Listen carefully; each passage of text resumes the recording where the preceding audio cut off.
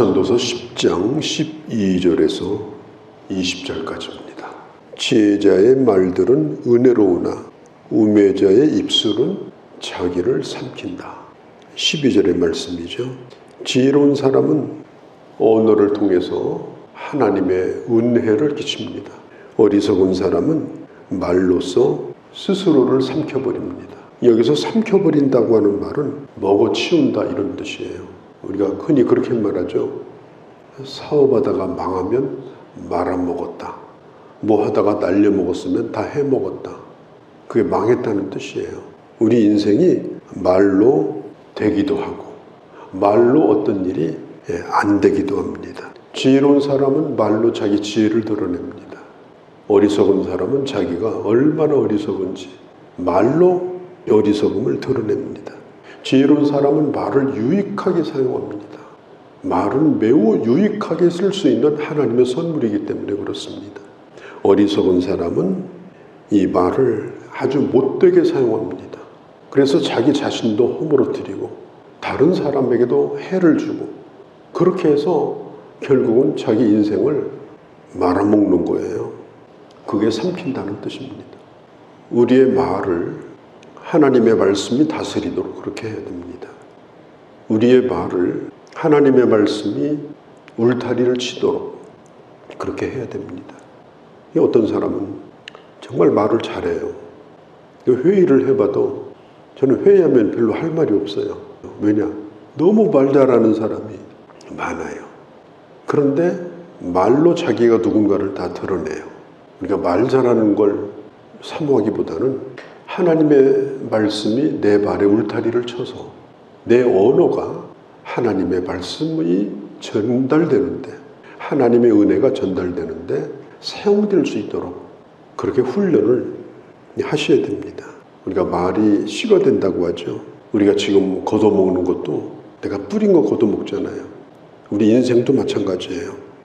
사람과의 관계 또 오늘 내 삶의 모든 상황들 이런 것들은 내가 평소에 말로 뿌려먹은 것들을 찾아먹고 있는 거예요.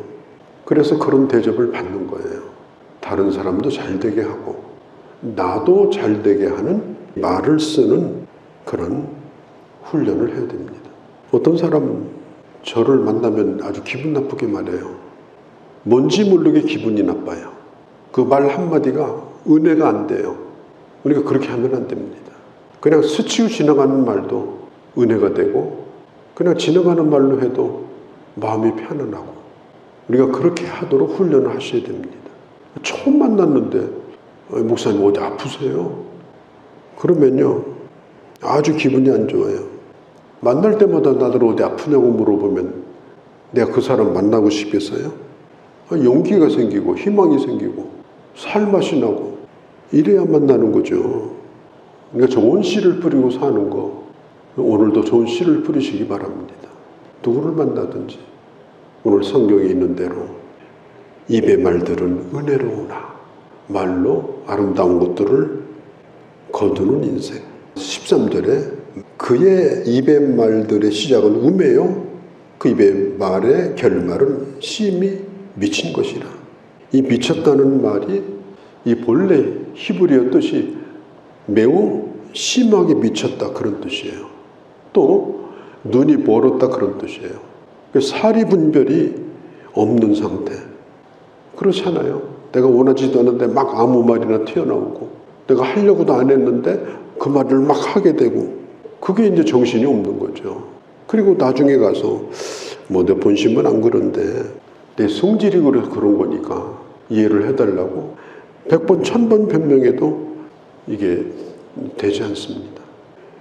어리석은 사람은 말을 많이 한다. 14절에 실컷 말해놓고도 할 말을 덜 했다고 생각하고 부족하다고 생각해요.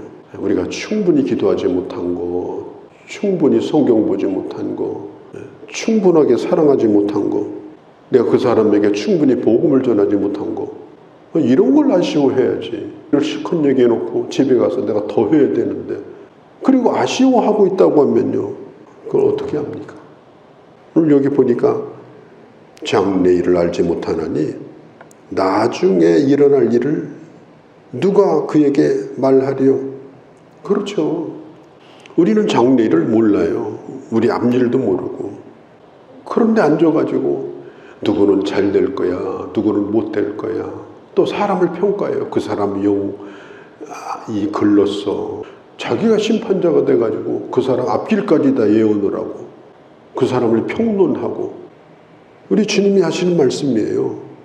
말을 많이 하거니와 그렇다고 해서 네가 장래일을 아느냐, 앞으로 일어나는 일을 아느냐, 누가 그렇게 될 것을 네가 알고 있느냐.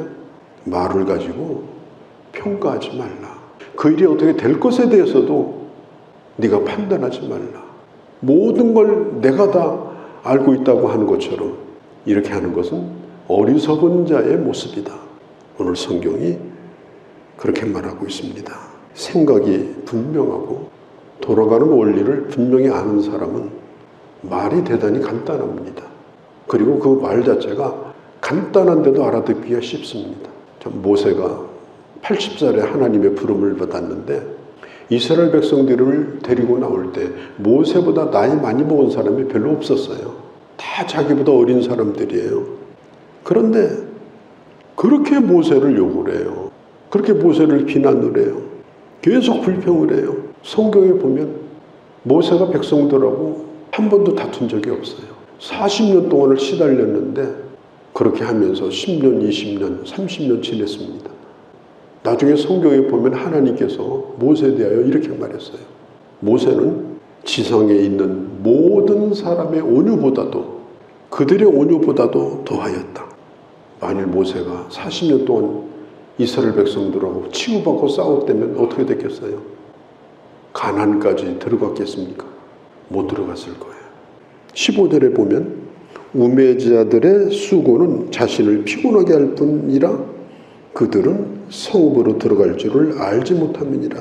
이걸 보면 우매자도 수고해요. 미련한 자도 애를 써요. 미련한 자도 열심히 일해요.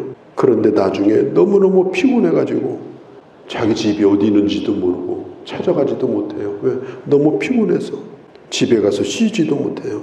왜 그럴까요? 가만히 있으면 뒤처진다고 생각하니까, 내가 경쟁에서 밀려난다고 생각하니까 집에 들어가지 못하고 죽도록 일하다가 길에서 누워있는 거예요. 방향을 잃어버려요.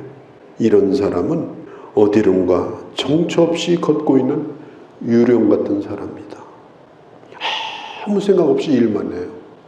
이 일을 내가 왜 하는지, 이 일을 하는 것이 다른 사람에게 어떤 유익이 있는지, 내게는 어떤 의미가 있는지 생각 없이 아침에 출근하고 저녁에 들어오고 그냥 유령같이 사는 거예요.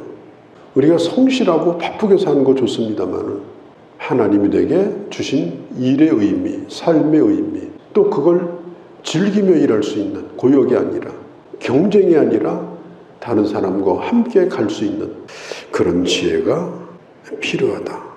16절에 보면 어린 왕이 하나 나와요. 이 전도서는 솔로몬이 기록했다고 우리가 알고 있습니다. 솔로몬이 하나님 앞에 천번제사를 드리고 하나님이 물어보죠. 네가 원하는 게 뭐냐? 그러니까 열왕기상서 3장에 보면 나는 아이라 앞뒤를 분별하지 못합니다. 솔로몬은 자기 일을 아이라고 생각했어요. 경험이 부족해요.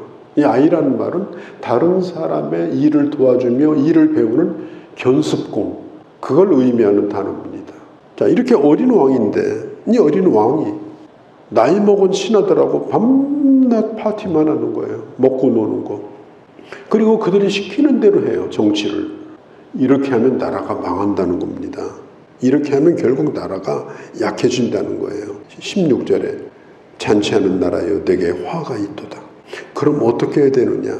성경은 이렇게 말하죠. 기력을 보하려고 정할 때 먹는 나라여. 이 말이 뭐냐면 실력을 키운다는 겁니다.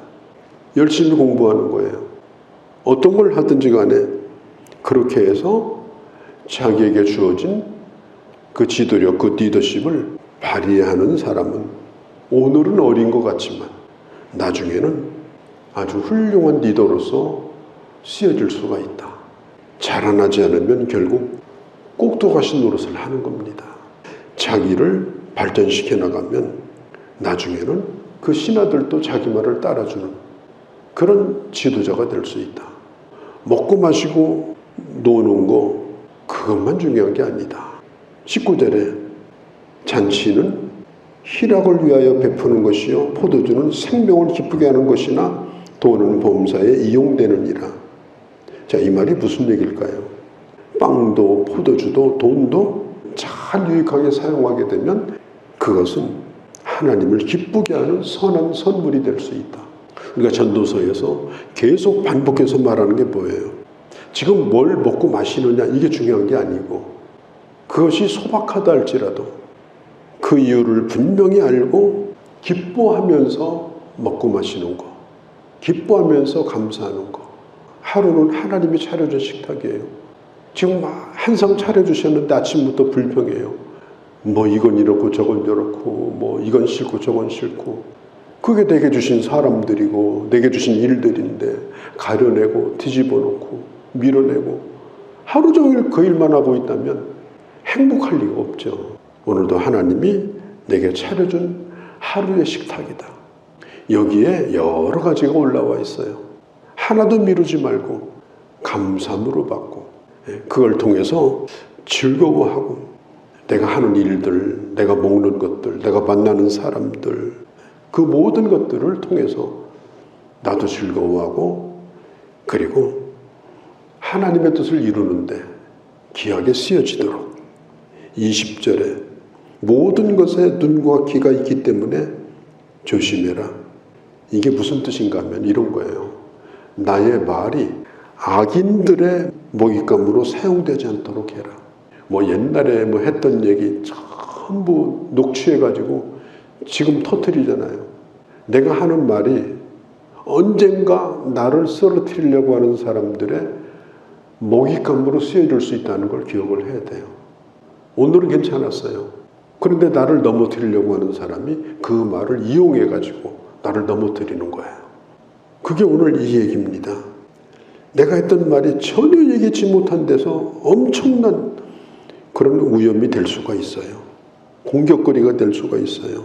그래서 우리가 함부로 말하지 않도록 아무리 갓난 어린아이라도 아무리 연약하고 부족한 사람이라도 함부로 말하지 않고 우리가 존중해주고 그리고 은혜를 끼치고 아름다운 씨를 뿌리고 나도 복되고 남도 복되게 만드는 그런 지혜로운 하나님의 사람으로 살아갈 수 있기를 바랍니다. 거룩하신 우리 아버지, 지혜자의 말은 은혜롭지만 우매자의 말은 자기를 삼키는 것이요 그 결말은 심히 미친 것이라고 했습니다.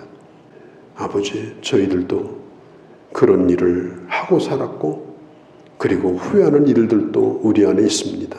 하나님 아버지, 지혜로운 사람으로 내 말이 악인들의 먹잇감이 되지 아니하고 내 말이 축복의 씨가 되고 은혜의 씨가 되고 하나님의 복을 나눠주는 통로가 되어지도록 존귀하게 쓰여지는 그런 하나님의 사람으로 살게 하여 주시옵소서.